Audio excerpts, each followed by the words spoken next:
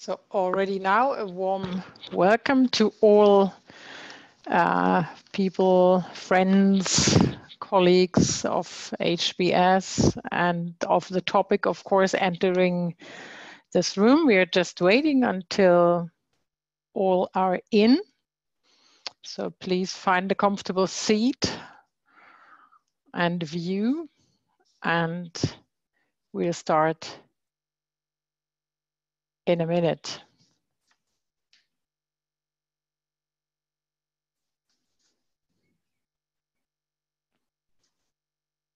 So welcome to our stream, more than a decade of Eastern Partnership policy, update, upgrade, or just the status quo under the German EU presidency. We're still waiting for people to come in and take part in this stream. We are very happy that so many people enrolled to take part. It's a good sign for the topic as well as for the Heinrich-Böll Foundation.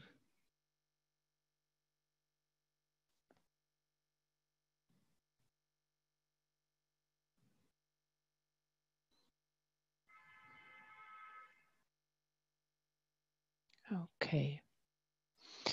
So now I would say we start with our stream. A warm welcome to all of you from Berlin. You are here because you're interested in the EU Eastern Partnership and especially the challenges for the German presidency, EU presidency. Why are we doing this stream? Heinrich-Böll Foundation has a focus on Eastern Partnership, had for a long time, and at the moment, or for a longer time already, we've run a project which is now called DEEP, and DEEP conveys different experts from think tanks, from academia, from media and NGOs from 3 countries, from Poland, from France and Germany, and from the 2 biggest neighbor countries, Russia and Ukraine. Some of these experts you will learn to know in a minute. And this group, this DEEP group, has been working all day long, has been exchanging perspectives, have discussed towards a more proactive and more coherent and eventually more successful policy of the European Union. We've been discussing the changes of the government in Ukraine, and we've been discussing the absence of change of policy in Russia. We've tackled the French initiatives towards Russia, and we took a closer look towards the management of the coronavirus crisis in these 5 countries. And now we want to shed the spotlight on a question that is, at least in Germany and in all European countries, widely discussed. How will the German EU presidency change under Corona? We already see that the German government shifted its focus from different topics to the recovery, to the big recovery topic, and with 3 elements of climate protection, digital policies, and the role of Europe in the world. And the question we want to speak about now is there any progress to expect under Europe and the German presidency towards the countries of the Eastern Partnership? And I am very happy to introduce you to the moderator, Stefan Meister, who is our HBS office director in Tbilisi for not a very long time. He is quite new, and we are very happy to to have him in Tbilisi and to have him this evening with us. So, Stefan, I hand over to you, and I wish all of us fruitful discussions and lots of takeaways from what the experts will say. Thank you very much. Thank you, Ellen. Thank you also for handing over to me. A warm welcome also from my side. As Ellen already mentioned, I'm since 1 year around head of South Caucasus office of Heinrich-Böll Foundation in Tbilisi. So I'm speaking also to you here from Georgia, from Tbilisi this evening. I would like to start with a short technical intro before I introduce the speakers and also give a short introduction into the topic. This is a talk show, a podium discussion. We will have like 30-45 minutes podium. And then you have the chance to ask some questions. And due to the huge number of attendees, we have decided not to have live questions, but you can use the Q&A button or the question and answer button downstairs in the bracket to type in your questions, and my colleagues will pick up the question. I will ask them directly to the speakers. You can choose here your language. Also in the bracket downstairs on the right side, there is a globe and you can choose English or German. So if you want to have a German translation, please put the button on German. And if you want to have English, yeah, it's better to use this to put on the English button. Beside the speakers, you see also some colleagues in the back, just that you understand that there is a co-moderator with Walter Kaufmann who will send me the questions, and two colleagues, Ola and Robert, they will help also us in preparing the question, picking up the questions, but also answering to some, or just inform you about several things. You can also use the Q&A button to ask technical question and content question. And we have also a technical host who will answer then directly to you the technical question. So I think these are the main intro for every classical online format. That you can use also and you can understand also everything very well. So, and I just switch over to the thematic introduction. In which environment Eastern Partnership takes place at the moment? We had a recent review of Eastern Partnership where everybody could send to the Commission ideas to improve the Eastern Partnership format. This was last year with the 10th anniversary of Eastern Partnership, and this should now be translated into politics. At the same time, we have a drastic change of the multilateral order of transatlantic relations and new crisis that impacts the EU's ability to act in the neighborhood. We have a fundamental crisis in the EU-Russia relations with the Ukraine, with the conflict over Ukraine, cyber attacks and disinformation from Russia, so a deep loss of trust also with Russia, and Russia's policy in Syria and Africa, which challenges also other neighborhoods of the EU. And in this context, Germany's EU presidency in the second half of 2020 will take place, which will be mainly absorbed by the pandemic, so which is at the moment still the main challenge we face. And if you look how the EU reacted to this pandemic in the neighborhood, there was a support with medical equipment, macro-financial assistance. Then I think the main keyword at the moment with the support of Eastern neighborhood is resilience. And here the main priorities are energy, environment, climate, within the Green Deal, digital, cyber and transport, and also this single European payment area. So these are key areas where the EU is driving also policy towards the neighborhood. And we will have on the 18th of June, a virtual meeting of the EU member states with the Eastern Partnership countries, where also a declaration should be afterwards published.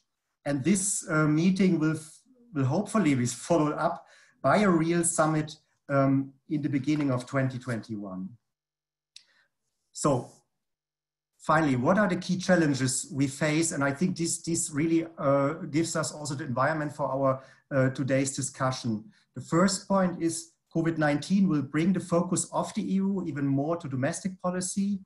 EU will have less resources for its neighborhood policy. The ambitions were already low before the pandemic. And a key question is how not to lose the neighborhood and create more frustration with a lack of EU engagement. I think furthermore, also the question how to deal with Russia. EU member states are here divided, and we have Brexit and a growing rift in the transatlantic relations. These topics I would like to discuss with 4 great speakers this evening.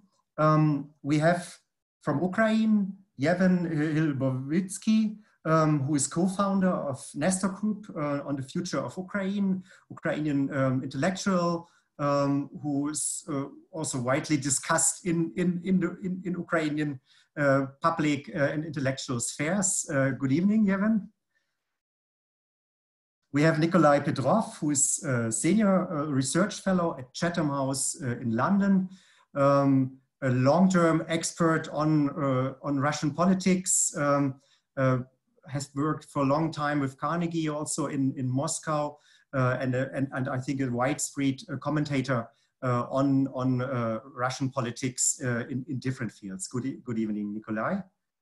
Then we have Agnieszka Bryc.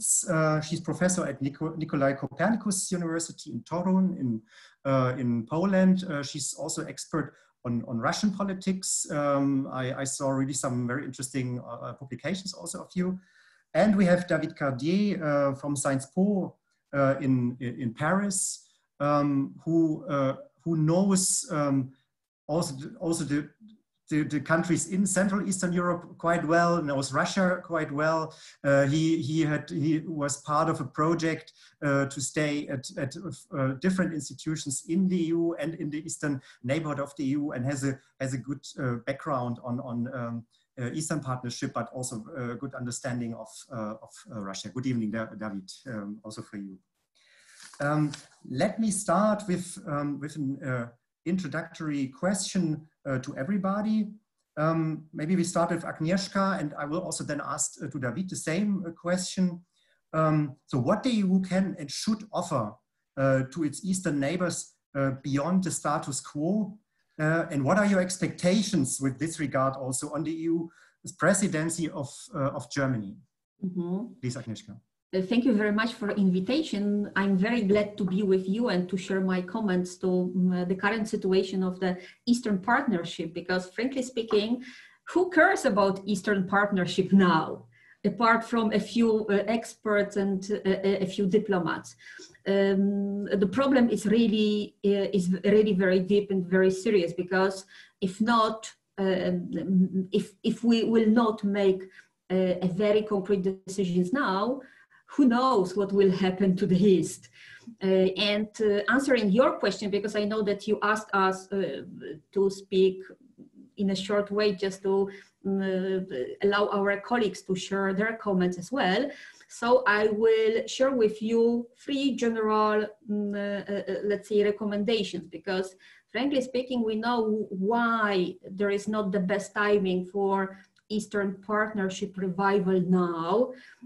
I don't want to comment this, but I would rather say that we as European Union, not only that Eastern part like Poland, like Czech Republic, like Slovakia and so on, we are always interested in the East. But what is important to do now is to prove the real interest into a broad East, not only to Russia. So it's not the time to make the policy Russia first. It's time to make the policy of a broad East like in 2009, like the moment when Eastern Partnership was set up. This is the first thing. The second thing is not to delude Eastern Partnership states. It's time for example, to send them, at least Ukraine, Georgia, and Moldova, a very, very clear message that that European offer is credible and very realistic. Because when we would look into, let's say, details of the previous arrangements, I have an impression that neither European Union nor Eastern Partnership states had an idea what to do and how to deal with each other. And the third thing, for me, maybe the most important, is to listen to each other, because this is very important, especially now when we have a war in the eastern part of Europe, to respond to their needs and expectations. Because Eastern Partnership might be vital once again and might be more successful than in 2009, when we would respond to their prospects for the future, the threats, their expectations from us, their need of security and prosperity. So this is the very important to share with them their threats, their expectations, and their sensitivity, just to start listening to them. This is, I think, enough for 3 minutes, and I will give the floor to my colleagues. Thank you very much. Thank you very much for these 3 points. And I would like to ask David the same question, maybe also a little bit from a French perspective. So what the EU can offer and should offer to its the Eastern neighbors beyond the status quo? And do you have any expectations here on the German presidency in the next 6 months? Thank you, Stefan, and thanks to Heinrich-Böll-Stiftung for this invitation and for organizing, I think, what is a very important topic at an important time. If I may, I would probably slightly approach the matter differently. Rather than asking what the EU can and should offer to its Eastern partners, I would rather think about what can and should be EU policy towards the Eastern neighborhood, because I think one of the problems of the EU coming to the East, and we heard from that just in the previous intervention, is sometimes the lack of strategic thinking, the lack of thinking in terms of policy. What are our goals as Europeans? What are the corresponding means? And what is possible? And by possible, I mean what is at the EU disposal, but also what is acceptable to all the EU member states. So I think thinking about the Eastern Partnership, not as a program, not as something that is just to offer, allows to go beyond the self-serving and sometimes self-intoxicating narrative about normative Europe. It allows for more strategic discussion within the EU and also for more honest conversation with our Eastern partners. I think the key word as regard what should be the end game of the Eastern Partnership was mentioned by Stefan in its introduction, and this is resilience. Eastern Partnership programs should find ways to strengthen the resilience of the countries from the Eastern neighborhood. But we might immediately bump into 2 issues when we talk about resilience in the East and how the EU can actually foster it. The first is moving from words to deeds. Resilience has been appearing quite a bit in EU documents, foreign policy declarations, but in terms of concrete policy templates, the changes are not really there yet. So I think one conundrum for the German presidency will be to make resilience building a bit more operational. But maybe the second point and the more important one is that, in my view, at least what I could see on the ground when I talk to EU stakeholders in the Eastern neighborhood, EU member states often lack a common understanding of what resilience is or what resilience means in the Eastern neighborhood. So I think the German presidency task could be to develop a common understanding for this notion. Otherwise, it's going to become a new way for EU classic constructive ambiguity, right? Where we, as EU member states, disagree on the end game of a policy, And so we keep this end game rather shallow so that we can all sell it to our constituencies. So resilience of what? Resilience to what? What are the constituents of resilience? And I'll just share my thoughts on that in a couple of minutes and try to see how it can relate to Germany presidency in particular. I think resilience really is not just about promoting reforms, but it's rather about strengthening the capacity to reform and the capacity to withstand internal crisis and external pressure. So if I use a current metaphor, let's say it's not about delivering masks to countries of the Eastern neighborhood, but it's about developing the immune system. So the question is resilience to what? I think resilience is not resistance. And I think one of the confusion is that it's sometimes made in the European debate. I think it's not resilience against foreign actors' influence. As bad as this influence can be, it's not something the Eastern Partnership can prevent. What resilience means, I think, in that context is preventing conflict, preventing governance breakdown, preventing that citizens from the Eastern neighborhood find themselves in harm's way and do not have access to public goods. So my main point is that in light of Germany's own approach to foreign policy, in light of its expertise on the eastern part of the continent and its ability to strike compromise, one thing that would be useful would be to shift the focus from state resilience to societal resilience, to social resilience.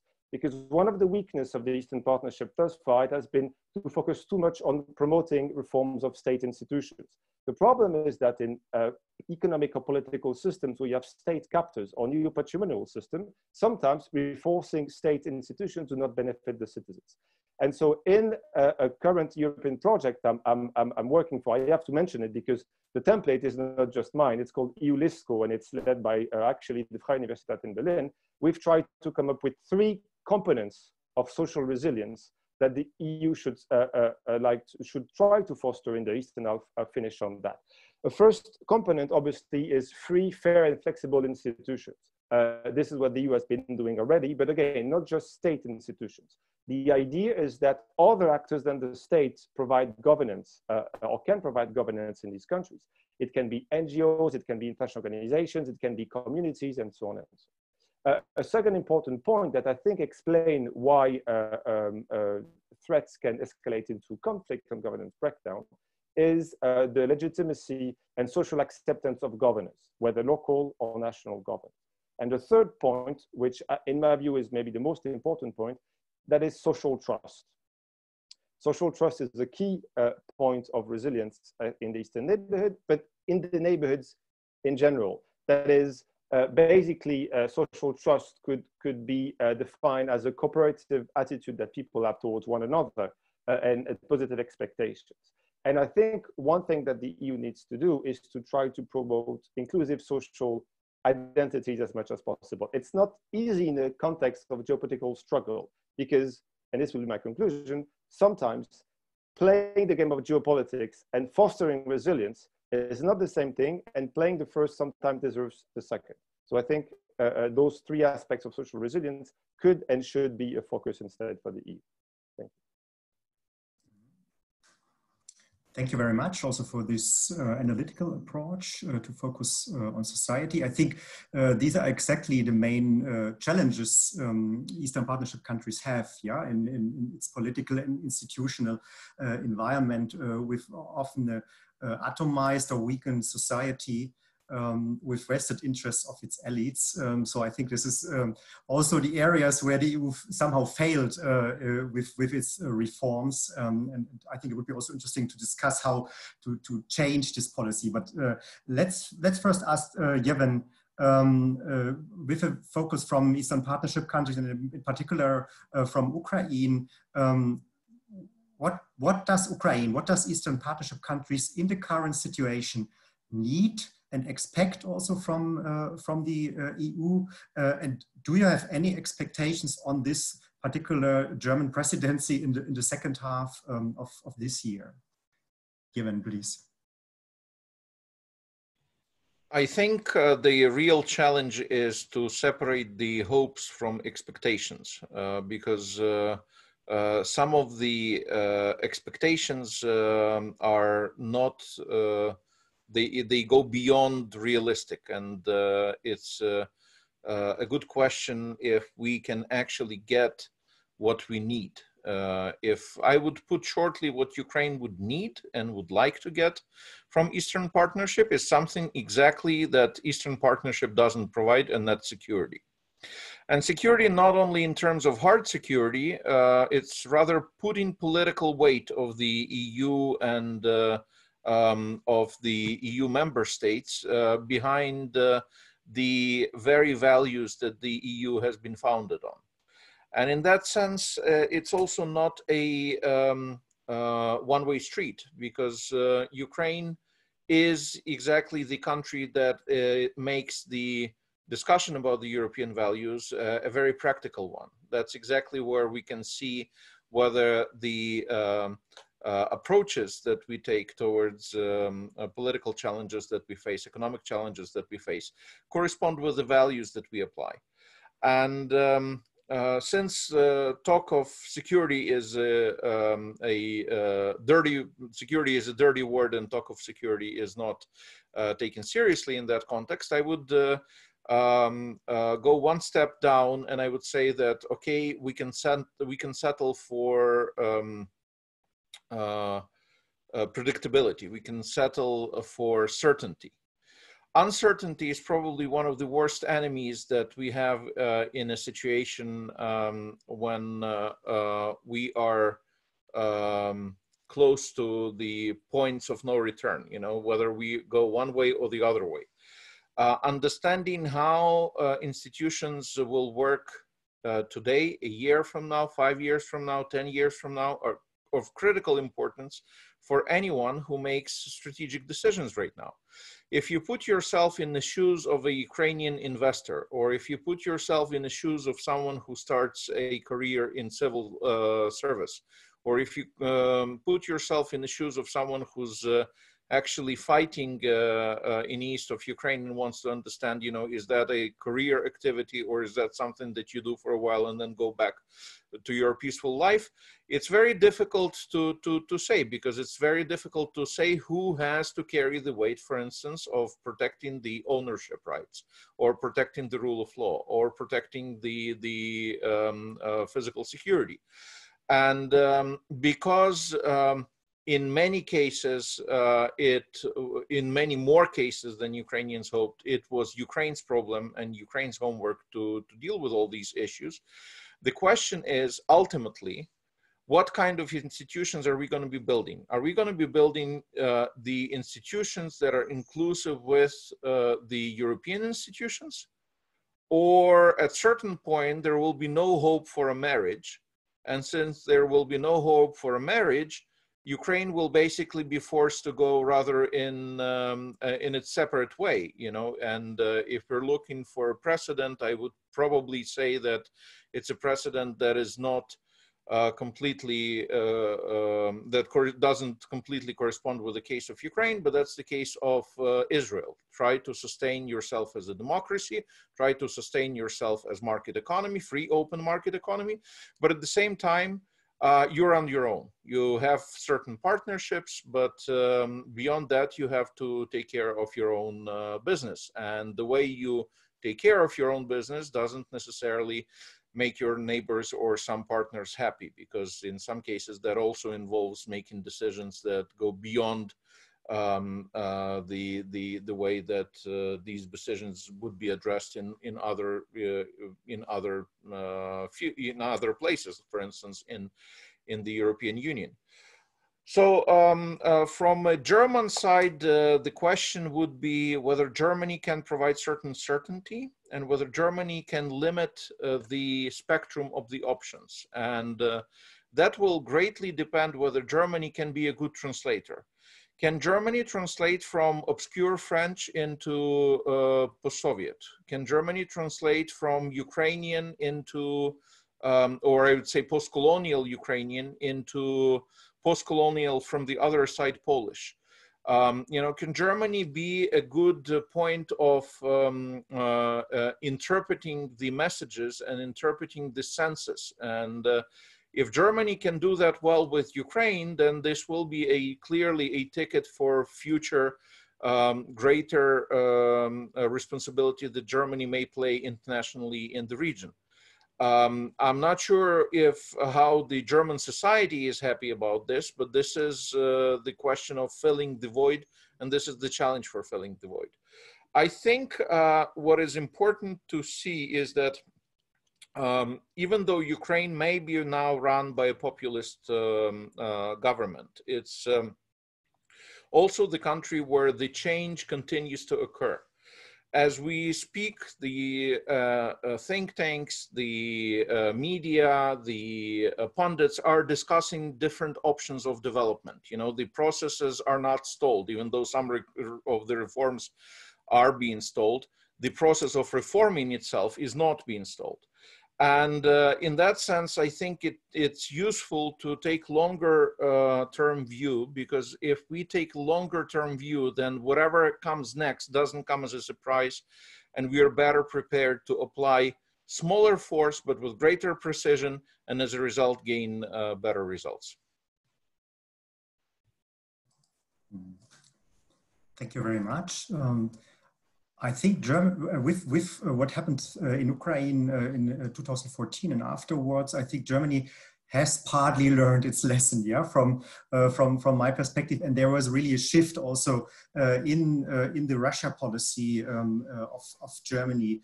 At the same time, if we see Nord Stream 2, yeah, and the discussion in German elite circles and also parts of the society, you can see this is there are still also some other interests. And it is a divided society on Russia. And I think this is also the responsibility of German decision makers to discuss about the nature of Putin's Russia, and also what as you mentioned it, what long-term approach do we need also for our eastern neighborhood? I think this is the main challenge: how to translate this into a strategic discussion, which I think is still not taking place.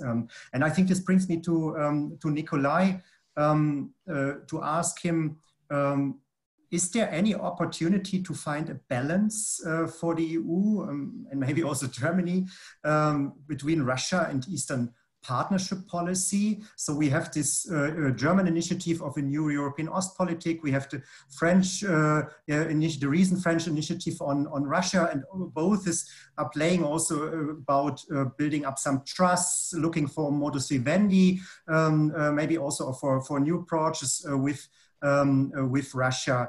Do you see, Nikolai, there any room, any interest from the Russian side here to engage or to come together on what topic, for instance? Okay, thank you for inviting me to this very interesting panel. And let me start with saying that I feel like being double outsider. I am neither from EU, staying even here in London, nor from Eastern neighborhood. I am representing Eastern neighbor of Eastern Partnership. And I think that there is huge instability now in Russia because Russia is faced by a kind of perfect storm. Not only epidemic is there, but there is a huge economic crisis connected with oil prices, and Russia now is in the middle of political transition. But let's assume that will be over by, say, end of this year. And let me look at how Russian government looks at the Eastern Partnership and cooperation with EU. It's not a secret that there is negative perception of the Kremlin, which is pretty much suspicious with regard to any activity of the European Union at the territory of the former USSR minus Baltic states. Well, this is what is considered part of Russian world. And there is lack of knowledge from the side of society. And my first criticism with regard to more than a decade development of Eastern Partnership is lack of, well, propaganda needed for Russians, for example, to understand that this is not any kind of conspiracy against Russia, and what are the aims and achievements, results of this project. My second point is that EU, I think, should expand European partnership policy, keeping what has been done earlier, but looking more at citizens rather than at states. And here I do share what David has already told. I think that if to reshape, to continue Eastern Partnership program, it should be closer to citizens. And now, after or in the mid of epidemic, it's even more clear. Speaking about well, post-Soviet space, I would expand European Partnership program to include their citizens of unrecognized republics, because they are the same citizens, and if their well, state, quasi-states are not recognized, it doesn't mean that they are different from the rest of Moldovans or the rest of Georgians or Ukrainians. If to look at prospects for future, I would say that, well, there are tectonic shifts going on now, and nobody knows how exactly the landscape will look in future. European Union looks weak. The United States looks weak also. Well, Russia, if to, well, evaluate the balance, is weaker than it used to be even several months ago. But I think that it can, well, lead to changes in Russian government position with regard to EU and with regard to Eastern Partnership. Well, no more it can be used as a kind of an enemy to mobilize Russian citizens. And we can see certain hints on improvement of Russia's government attitude toward, well, foreign policy in general, connected with Россотрудничество, the organization which is oriented to promote Russian interests abroad, and so on. My final point is connected to the fact that evaluating achievements and well,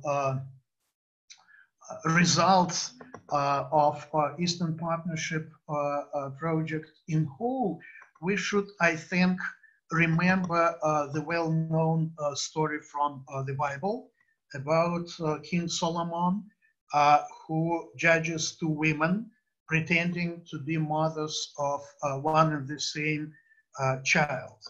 And in case of competition between the European Union from one side and Russia from other side in what is considered to be territory of Eastern Partnership, I think sometimes we should think in terms of this story, not letting any kind of violent competition. It doesn't mean to compromise on values, but I think any project in future should be much more oriented towards citizens, their rights and their life conditions, rather than interests of well, states or only at the state's loan. So I think, I hope that Eastern Partnership will continue under German leadership, and the new version we'll see in future will be more sophisticated, less antagonistic, and it will lead towards more cooperation between our countries, including between Russia and European Union. Mm-hmm. Thank you very much for your statement. I will have a short or quick second round of questions, and you can ask already during everybody is speaking here questions in the Q&A. The whole session is recorded. I just want to mention that all public events are recorded, but the auditorium is not seen in this record, but only the speakers are seen, just that you know it. So I would like to ask everybody, maybe take 2 minutes, really quick questions on specific topics. I want to ask David, can you explain the rationale beyond Macron's new initiative on Russia? So what is the main idea? What is the main logic behind it? Just to explain it to us.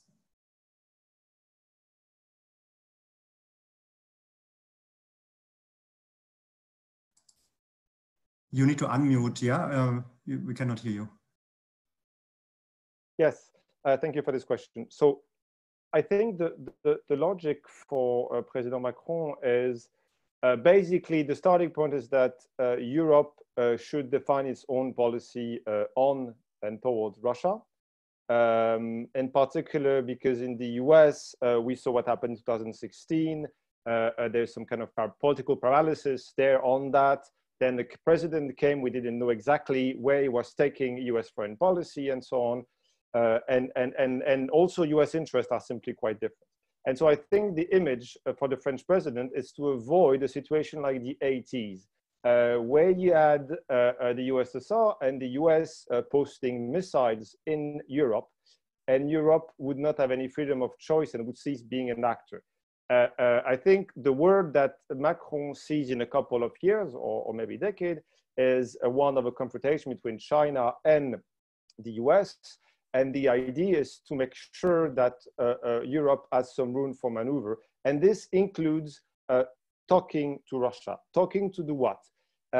Basically, when you talk to French diplomats, they point to the fact that even NATO has a dual approach to Russia currently, namely a dialogue and deterrence, or dialogue and sanctions. And the point that France makes right now is that sanctions are there, they were in place, they should not be lifted because Russian policy in Ukraine has not changed, but sanctions do not make a policy, especially if they're not flexible. So in parallel, the idea is to start a dialogue, but maybe even more than a dialogue, it's a negotiation, right? It's about, as the French Foreign Minister says, reducing distrust. And often I've heard colleagues saying, well, this would lead France to, as I quote, throw Ukraine under the bus. But I think it's the opposite way. France is not saying that Russia should have a discussion, that Europe should have a discussion with Russia for the sake of having a discussion with Russia, but rather to reduce tensions and to solve concrete crisis, right? And by crisis, obviously, Ukraine is very important.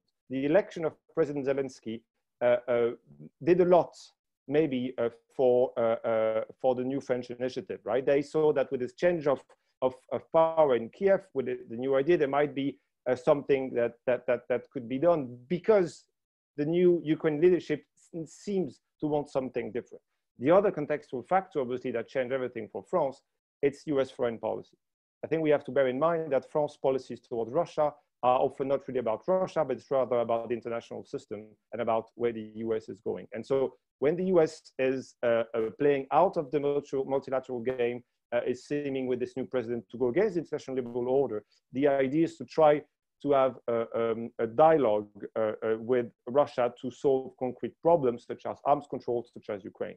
And the idea of this new security architecture, for example, people who've been following Russian foreign policy for some time know that this is a term that was already brought up by Russia several times.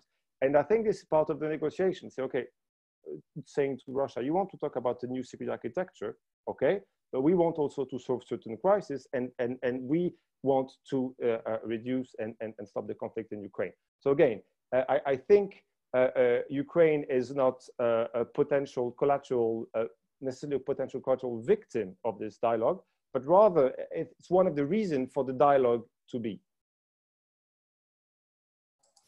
Thank you very much. I think it makes sense to ask Agnieszka at this point. You mentioned this no Russia first policy. How to find here the right balance between Eastern Partnership and Russia policy? I think this is always a key challenge to the EU and its member states. You need to unmute again. Sorry. I'm sorry. I'm sorry. It's really hard to find a balance between Eastern partners like Ukraine, Belarus, Moldova, Georgia, Azerbaijan, Armenia, compared to Russia. Russia will be always, you know, the biggest, the most attractive partner in the East. But this is a very tricky way of thinking, because if we deal with Russia as it is, this is not the wrong way. Because if we deal with Russia as it is, we accept Russia as it is, which means Russia as a revisionist country. Now, recently, Poland was a victim of, let's say, a bilateral historical clashes with President Putin over the history before the World War II. Then Russia as it is means accepting the readiness of Russia of using aggressive measures. And, you know, I do not accept the explanation that Ukraine is a victim of the dialogue. Ukraine is just a victim. We might deal with Russia, but it means Europe, which is much more powerful than Russia, is very attractive to Russia. We might put a pressure on Russia just to make it more civilized in terms of, let's say, democratic system. And what's more, dealing with Russia as it is means the readiness of us, of the Western countries, to accept the violating of international law. Frankly speaking, I live in Poland, in Warsaw, and I am a victim of a populist government. So I don't like, I don't want to be a citizen of a country which might very soon become a Belarus plus. It means I don't want to be a part of ex-post-Soviet, I'm sorry, Evgeny, to say this, but frankly speaking, we should respect and defend European values and try to deal Russia, but under very, very strict conditions, not just to restart dialogue with Russia as it is. We should demand from Russia just to accept the rule of law and democratic values of the whole Western community. Thank you very much. Yevhen, I pick up this terminus of social resilience, and in Ukraine, society played an important role in the context of Euromaidan, of the whole changes we could see. How to strengthen social resilience, society resilience in Ukraine. If we see now this populistic president, if we see also the oligarchic system which is still there, and a society, I think, which is the main driver of change, how to, so I'm always ask myself also as someone living in Georgia, yeah, which is one of the forerunners of Eastern Partnership, but it is a very fragile environment in which this society lives and acts, and how from your perspective this strengthening could look like. Can you be relatively short, but I would be really interested in your opinion on this. Oh, I can actually say it in one word. That means culture. You see, when you're dealing with the societies that have weak institutions, weak formal institutions, it's important that culture is carrying the, basically culture becomes the framework that can carry the weight. And if we want to attain cultural change, that means that we have to be very long-term driven. That means that we have to put out approaches that we could sustain for 10 years, 15 years, 20 years, 25 years. And that's the term in which culture changes. As of now, what we have is a rather opportunistic approach, and for the bad or for the worse. And that basically means that what we have is variations of zero-sum game. In some cases, that zero-sum is pro-Ukrainian. In some cases, it's against Ukraine. And it's very difficult to build a coherent policy out of this. And you were naming some of these things, Nord Stream 2 or joint European security policy, or even things like understanding the long-term effects of certain priorities. For instance, one of the things that I think we are only to discover, it was how the attempt with the best intentions to assist Ukraine to go away from corruption actually hurt the governance in Ukraine. And it's not black and white. There's a lot of shades of gray, and we have to make sure that within these shades of gray, we are staying on the bright side, and we're proposing the solution that doesn't accumulate patch on top of the patch on top of the patch, but actually offers a new and better design. Okay, culture. Nikolai, last question before I will ask you the questions from the auditorium. I think the French approach is also about looking for common topics with Russia and have a kind of an engagement and a different approach with Russia. I think we know this also partly from the German policy towards Russia. So does Russian leadership really has an interest in this kind of engagement? So are there really topics of common interest at the moment between Russia and the EU where we could find common solutions and build up a kind of trust? Thank you, Stefan. What makes me perhaps more optimistic with regard to this French initiative than majority of my colleagues, there are 2 points. First, it seems to me that 2 reasons for me to be more optimistic. That we should not, be restricted by the past only, and we should have in mind that situation is changing. In case of Russia, I think it's not that important whether Russian leadership is eager to change its positions due to any good reasons, but it's important to understand that they are limited in resources and in motivation, which I think makes and will make them in much less confrontation mind with regard to EU in future than in the past. And the second reason is that we should evaluate different strategies, and if there is any alternative to what France did offer recently, well, let's discuss this alternative. If not, I think although, we should be not sure that President Macron plan will necessarily work, but we should try at least. So in case of Russian leadership, I would mention also that not only there is Eastern Partnership, but there is a kind of Western Partnership with regard to Russia, and Russian,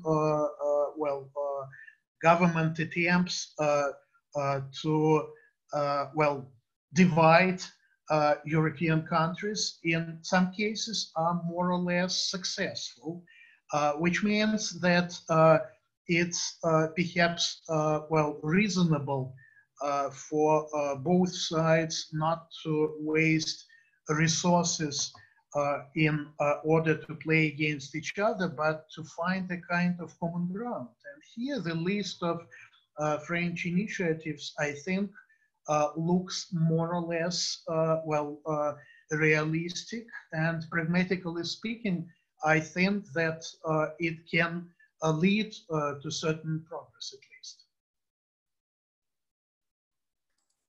Thank you very much. And I would just start to ask questions from the auditorium. I will have like 2 rounds, I think. So let's pick up several questions and then give it back to you. And then let's see if we can have a second round. Several of the questions are to all of you, but some are hopefully also addressed, or I might try to address them. So the first question is from Maud to all of you. What role can science, research and innovation should play in the future of Eastern Partnership? So what role of science, research and innovation? Is this really important or just a detail in the wider picture? So what is the role of science, research and innovation? Second question is from Ivana, maybe to our 2 speakers from the EU, also Agnieszka and David, in very practical terms. How can you move beyond the state and structural reforms to citizens and social resilience more broadly? What concrete instruments could the EU use to achieve this shift? So how can you move beyond state and structural reforms to citizens and social resilience more broadly? And what concrete instruments should the EU use to achieve this shift? Here's a question on the Black Sea area. Maybe also Yevhen can answer here, but also others. Does anybody imagine a peaceful competition of integration projects in the Black Sea area? I think Black Sea area is really a key area at the moment, and competition also. So is there any imagination of peaceful competition of integration projects? Again, a question to all. How much room for maneuver does the EU have in changing the Eastern Partnership while it is still lacking a vision of itself in the world? So are your recommendations implementable with the current lack of consensus on European foreign policy? So does the EU maybe first needs a real foreign policy before it can have really a functioning neighborhood policy? I think we can add 1 or 2 more questions. Is there now a greater understanding among the general public of the rule of law and its importance for the rights of the individual in the Eastern Partnership countries? And what can the EU do in practical terms to support this? So this is with regard to the Eastern Partnership countries itself. So is there a greater understanding among general public of the rule of law and its importance for the rights of the individuals in Eastern Partnership countries? And how can the EU support this? And maybe here, last question for Nikolai. I have to translate it, just have to have a look. You said that there should be no competition of values. How would you describe the current situation? Would you describe it as a competition of values? And if this is the case, why? And if not, how else? Should it work? So this is so. Do we have a competition of values?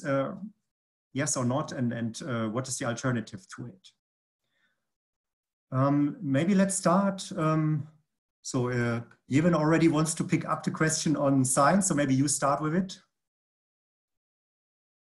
You have to unmute. Yes, thank you.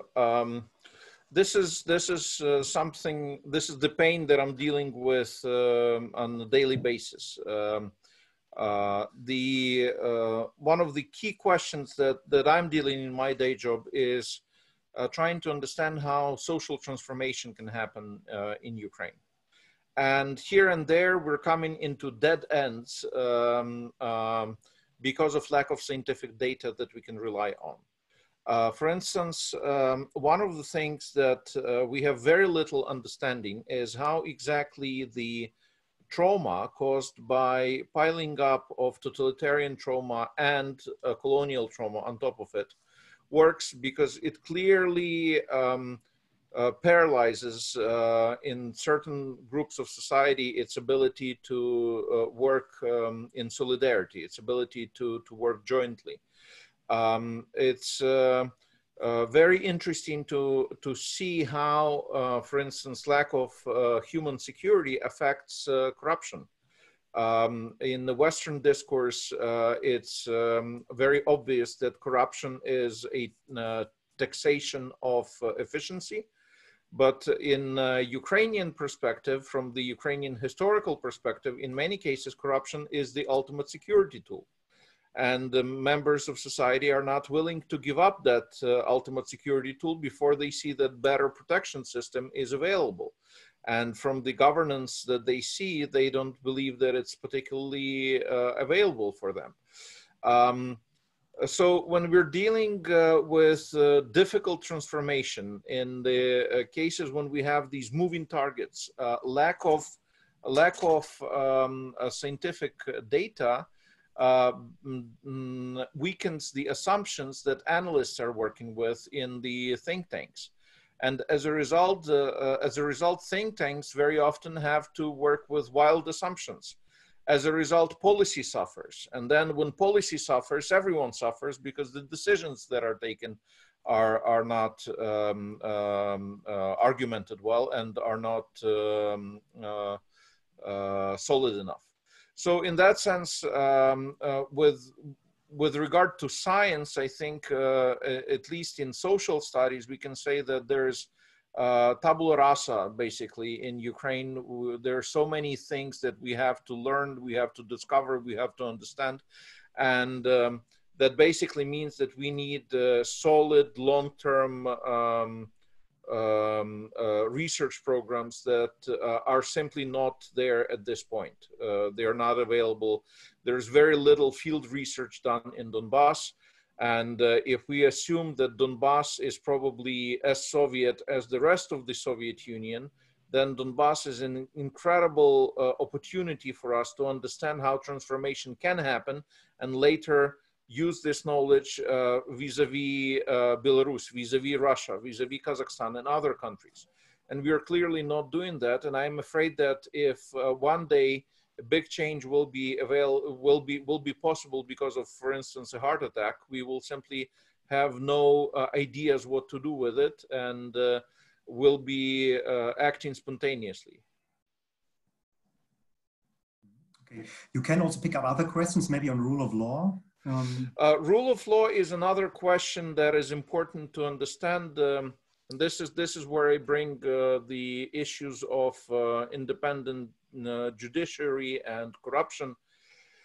It's very difficult to apply rule of law if there is no security. And security has been, in the West, taken for granted so deeply that in many cases, this preset position that we need to have security before we can have people trust rules is simply washed away. And in that sense, for instance, when we're talking about anti-corruption, we're talking about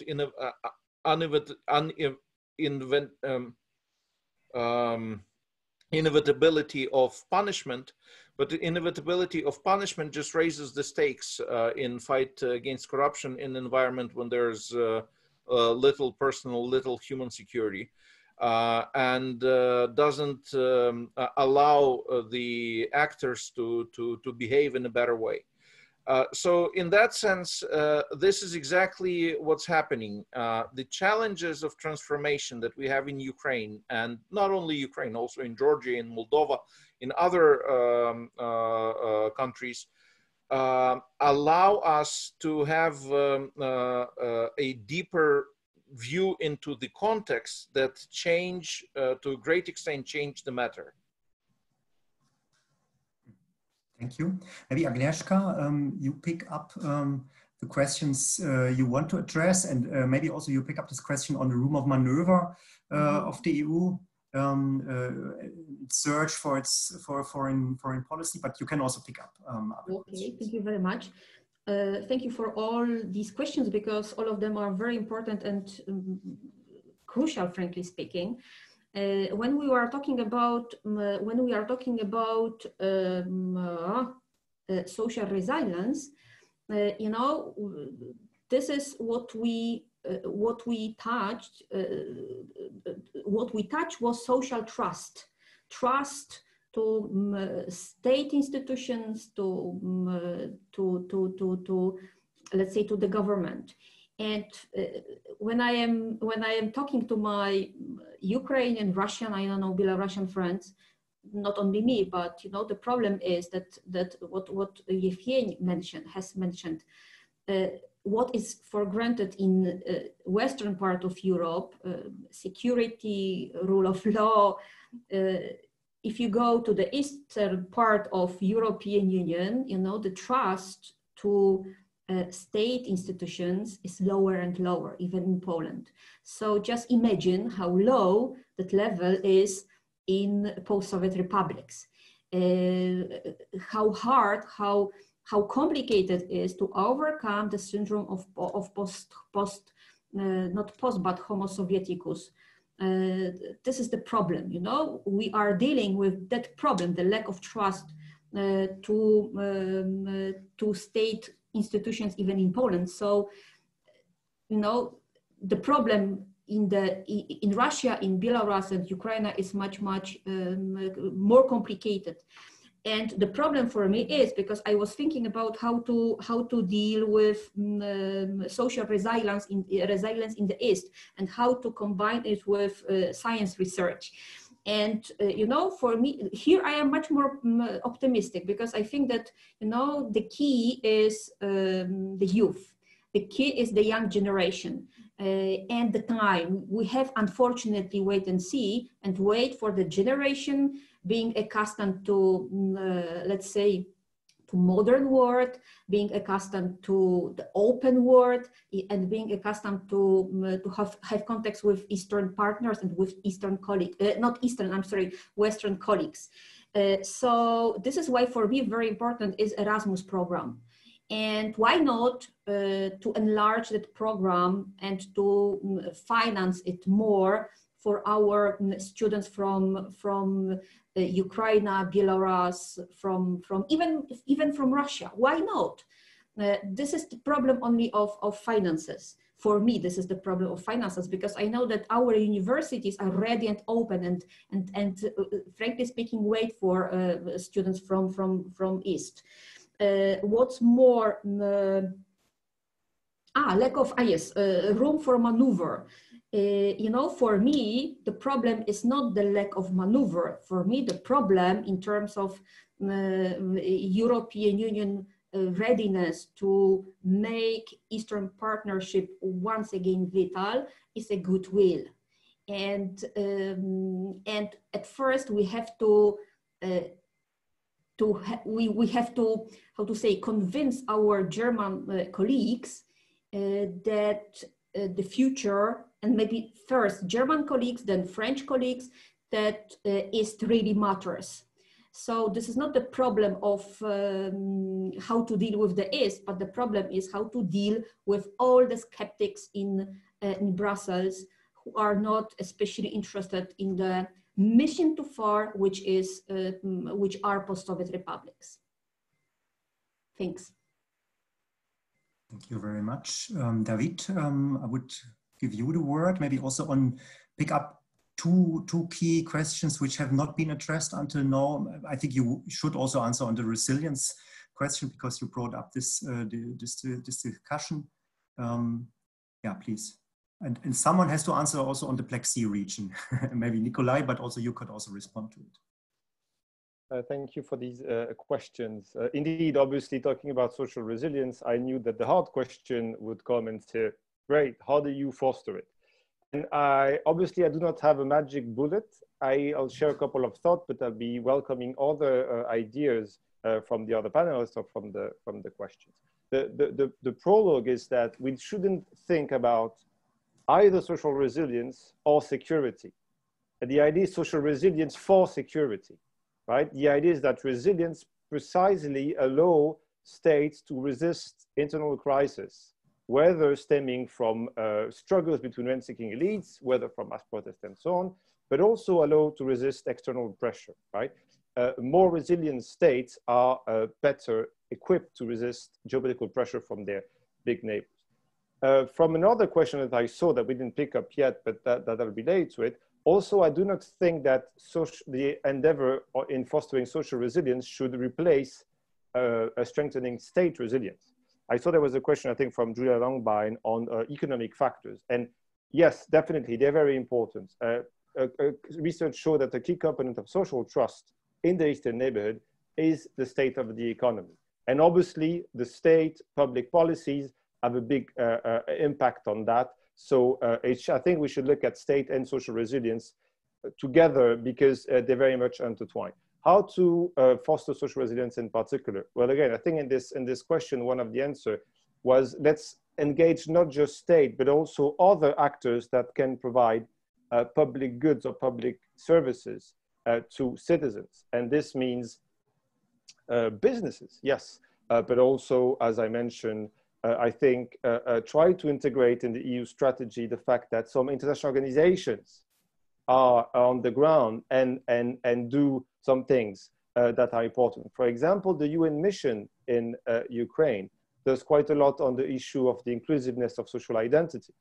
And this is another thing I think that the EU should try to foster. It's difficult to concretely name an instrument that helps fostering inclusiveness of social identities because it's quite an abstract topic, but sometimes this can also be done through diplomacy, right? So when the EU went to the Poroshenko administration saying, look, the local civilian population in Donbass on both sides of the contact lines need to have access to public goods. Well, this is, I think, an important message in terms of inclusiveness of social identities, simply because obviously there's a geopolitical nature and context and origin of this conflict, but if the social seeds are not solved, this will not be resolved at all.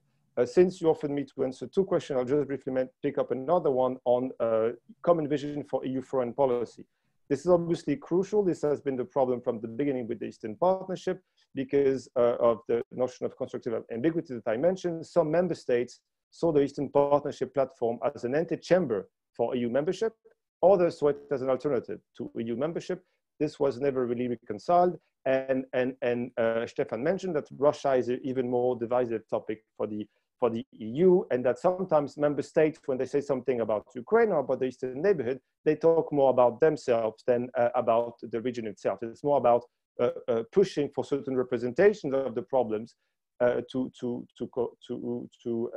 confront certain identities. Still, I think that in terms of foreign policy, Europeans shouldn't be as far as they think there are common interests, even though we do not like to talk about interests in the EU. There are common values, and I think fostering a common vision is something that maybe could be solved by the German presidency, right? Let's just put everything on the German presidency, all the impossible problems that the EU had to deal with for the last couple of decades. I'll stop there.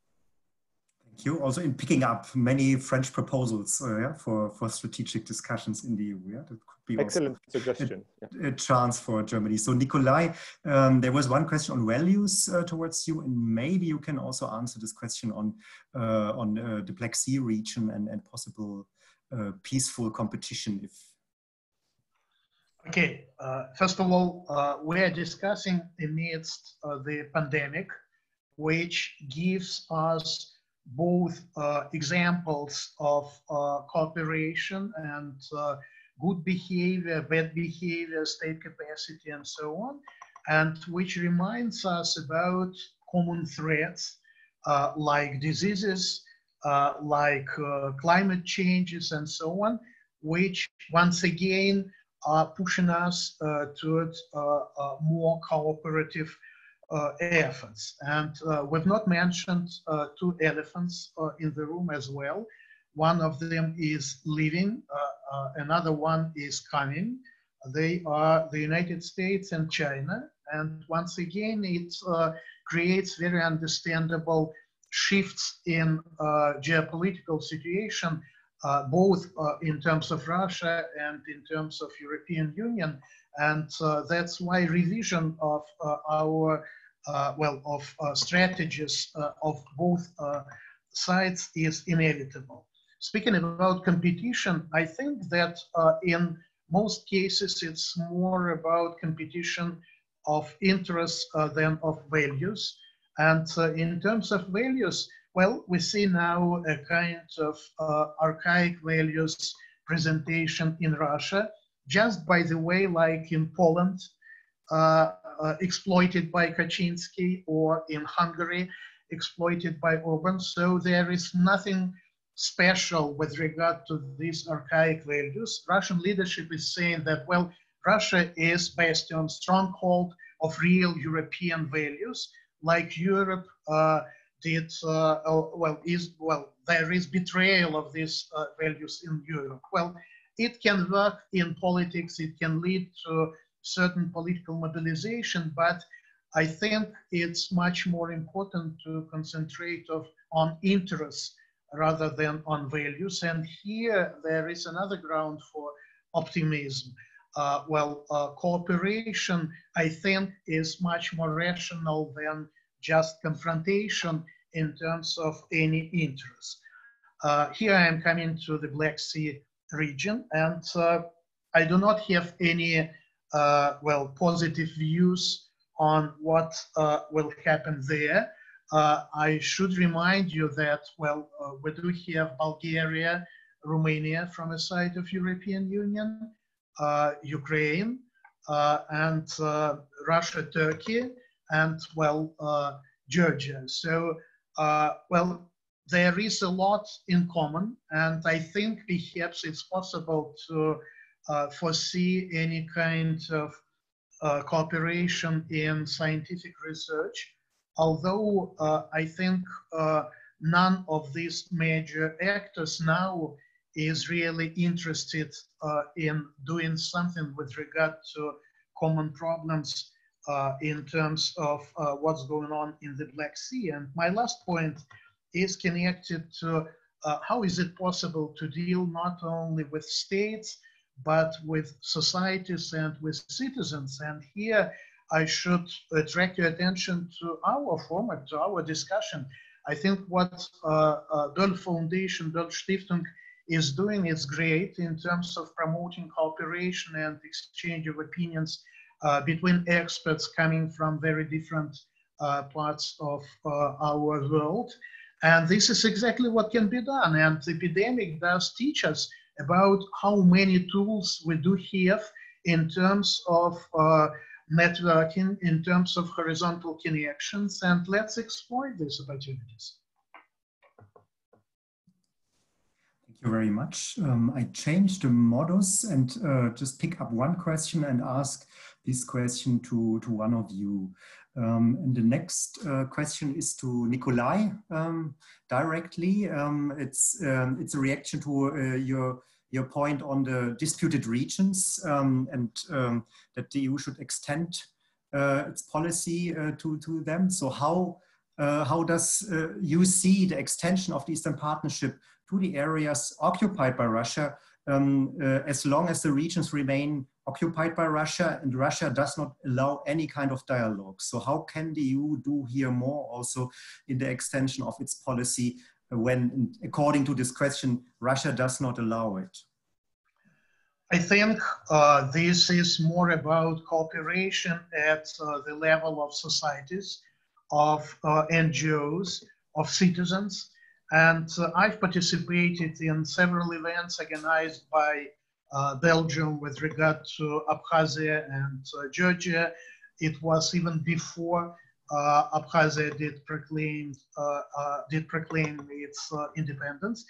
But nevertheless, I think that technically there are no restrictions for doing this, and I would not see state or quasi-state authorities in well, this context as needed moderators. So we can get in touch without them, and let's do this. And I also want to remember the Böll Foundation is also very active in dialogue in, for instance, Abkhazia, and there are opportunities for engagement, especially on the society level. I completely agree.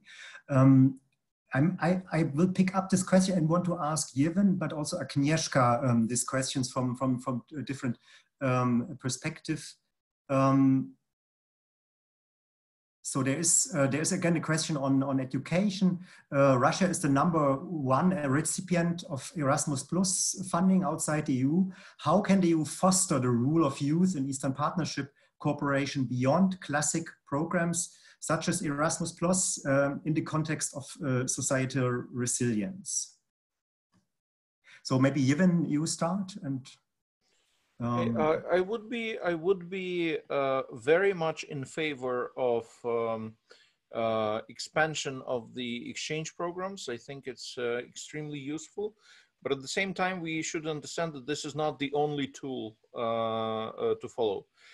Ultimately, it's important to strengthen the educational and research institutions in Ukraine and other countries of the European Partnership, and we basically, if we don't do that, then we basically create conditions for brain drain. And we've been there in many countries and under many circumstances, and we should not repeat the same mistake. So ultimately, exchanges are a good thing, but not only exchanges that take, for instance, Ukrainians or Georgians or Moldovans out. The other thing that is important is actually to bring students from the countries of the EU into the East. And I think the more balanced this exchange is, the better for everyone. The reason for this is, and this is addressing the question on youth and European policy, is that what we have in Ukraine very clearly is the conflict of the survival values and self-expression values. And as many parents would love to give their kids a better guide to self-expression values, it becomes all but evident in Ukraine that you can't make it without survival values. So you basically have to be able, if you're, I would say, if you're a good Ukrainian, you have to be able to operate within both value systems. And this is exactly in my opinion, this is exactly where a lot of European educational systems fail. They take security for granted so much that they basically do not equip the students to deal with security challenges. And when something like this happens, be that due to, I don't know, Chinese hacking or climate change or other situation, they become under-equipped to deal with these situations. So in that sense, I think, again, we're talking about not only learning the knowledge, but we're also talking about cultural exchange and better understanding of different contexts. And this is exactly what we need from both sides.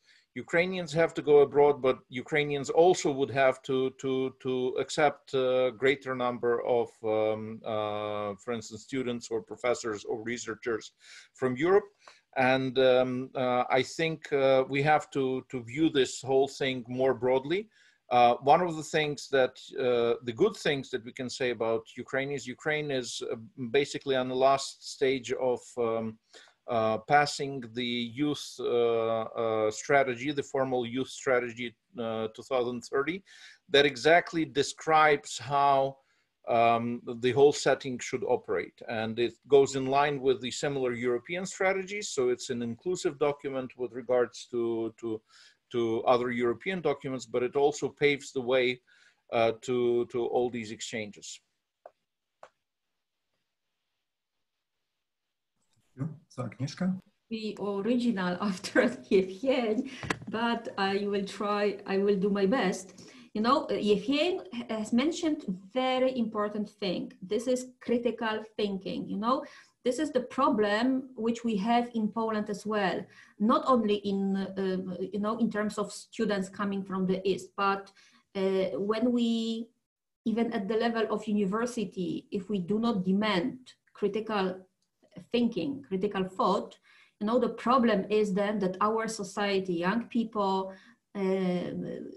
they are very, very sensitive for state propaganda. They are not able to distinguish the truth from fake news. They are not able to defend themselves. And this is why we have now problems with civil society in Poland. Yes, people are very, not the majority, luckily, but really a great amount of Polish people support governmental, let's say, governmental way of thinking.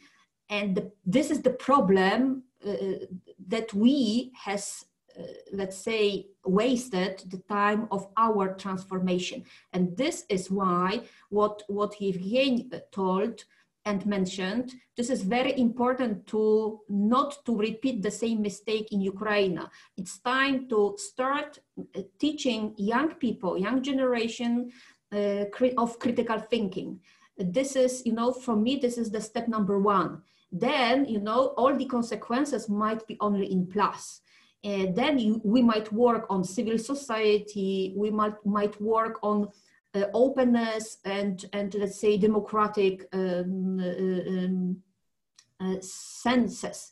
So this is important. What's more, from you know, the point number two, for me it would be a very great, for example, not only to deal with I don't know, extra Erasmus Plus program, but for example to support NGOs in Ukraine, but all these NGOs which are not connected to government. Let's you know, let's support all these independent activists, independent institutions and think tanks. I think that it might be very successful in creating a democratic society and free media in Ukraine, not to mention Poland. Thank you very much. Thank you.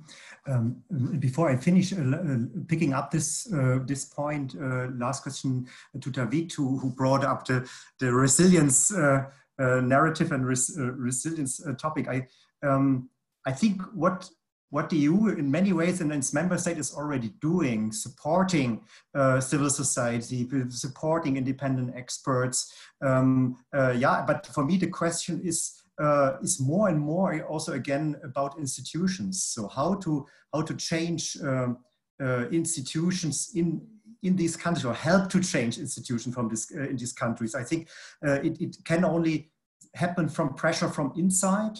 At the same time, the EU is investing, and its member states is investing a lot of money in reforms of these institutions. And my impression is, if you're looking, for instance, to legal institutions, it mostly fails.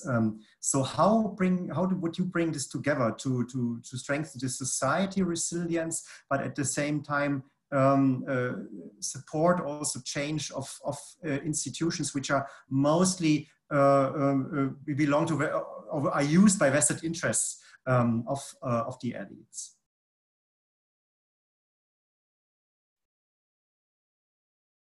Thank you. Well, indeed, not an easy question to finish with. I agree very much that, as I said earlier, the institutions are very much the link between society and the state, and so they should not be approached only from one side or the other. Certainly, research shows on resilience that free, fair, flexible institutions is itself a condition for social trust, right? Is itself a condition for functioning society.